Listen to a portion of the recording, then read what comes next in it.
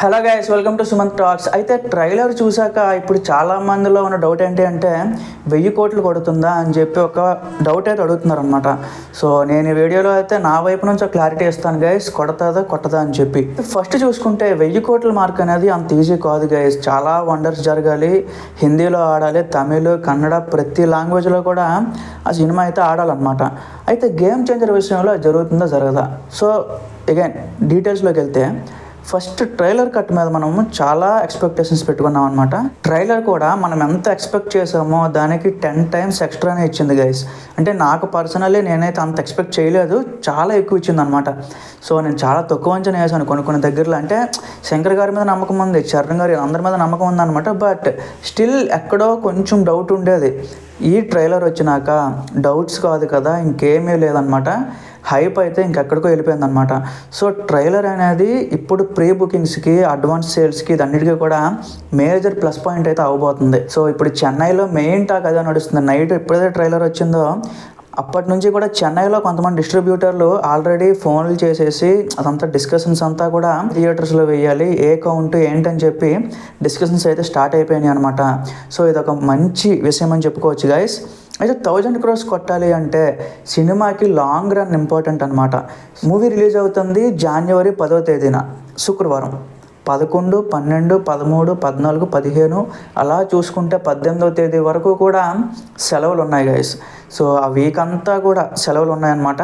So again ఇక్కడ ఇంకొక factor ఏంటి అంటే తర్వాత రిలీజ్ అవుతున్న డాకు మహారాజు అలాగే సంక్రాంతికి వస్తున్నాం, ఈ 2 సినిమాల రిజల్ట్ కూడా చాలా ఇంపార్టెంట్ అనమాట. సో ఈ 2 సినిమాలు పర్వాలేదు, ఈక్వల్గా ఉంది, మంచి హిట్ టాక్ ఉంది అనుకుంటే గేమ్ చేంజర్కి వచ్చే నెంబర్స్ అనేవి కొంచెం డౌన్ అవ్వచ్చు. ఈ 2 సినిమాల్లో ఏదైనా కొంచెం యావరేజ్ కానీ లేకపోతే ఇంకేదో మిక్స్డ్ టాక్ ఇస్తే మాత్రం గేమ్ చేంజర్ తాలూకా కౌంట్ అనేది పెరిగిపోద్ది అనమాట. సో నేను ఈ మాట ఎందుకు చెప్తున్నానంటే ఒకసారి ఆ కమర్షియల్ విజువల్స్ కానీ అదంతా చూసినాక మ్యాక్సిమమ్ ఆఫ్ ద పీపుల్ ఏంటంటే గేమ్ చేంజర్కి ప్రిఫరెన్స్ ఇస్తారు. సో వెంకటేష్ గారి కామెడీ అలాగే బాలయ్య గారి మాస్ ఇవన్నీ నేను ఒప్పుకుంటాను, కాదనట్లేదు. అదే చెప్తున్నాను కదా, ఆ 2 సినిమాల రిజల్ట్ మీద డిపెండ్ అయి ఉందన్నమాట. సో ఇఫ్ ఆ 2 సినిమాలు బాగా ఆడితే 1000 కోట్ల మార్క్ అనేది కొంచెం కష్టమే. సో ఆ రెండింటికి ఏమైనా మిక్స్డ్ టాక్ వస్తే అన్ని ఫ్యామిలీస్ కూడా గేమ్ చేంజర్ ప్రిఫరెన్స్ ఇస్తాయి. అలా చూసుకుంటే ఖచ్చితంగా లాంగ్ రన్లో అయితే దీనికి మంచిగా 1000 crores నియర్ బై వెళ్ళే ఛాన్సెస్ అయితే ఉన్నాయి గైస్.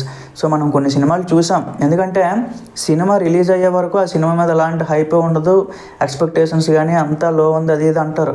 వన్స్ రిలీజ్ అయినాక ఏదో ఫస్ట్ షో పడినాక ఆ సినిమా తాలూకు టాక్ రిజల్ట్ అంతా మారిపోద్ది అనమాట. సో గేమ్ చేంజర్ కూడా నేను అదే అనుకుంటున్నాను. సినిమా January 10వ ఫస్ట్ షో చూసేసిన తర్వాత దాని తాలూకు టాక్ మారుతుంది. ప్రతిదీ కూడా అంటే బాగుంది అని చెప్పి ప్రతి స్టేట్కి అది స్ప్రెడ్ అవుతుంది అనమాట. నాకైతే కంపల్సరీగా ఇది 1000 కోట్ల నియర్ వరకు వెళ్తుందని చెప్పి చాలా ఎక్కువ నమ్మకం అయితే ఉందన్నమాట. నేను ఇంకో ఎగ్జాంపుల్ కూడా చెప్తాను మీకు. అంటే అసలు ఏ ఎక్స్పెక్టేషన్స్ లేకుండా హనుమాన్ అనే సినిమా వచ్చింది మనకి మొన్న లాస్ట్ ఇయర్. సో ఎవరికి తెలియదు, అంటే మనం హానెస్ట్గా మాట్లాడుకుందాం, పాన్ ఇండియా రిలీజ్ చేశారు అంతా ఓకే.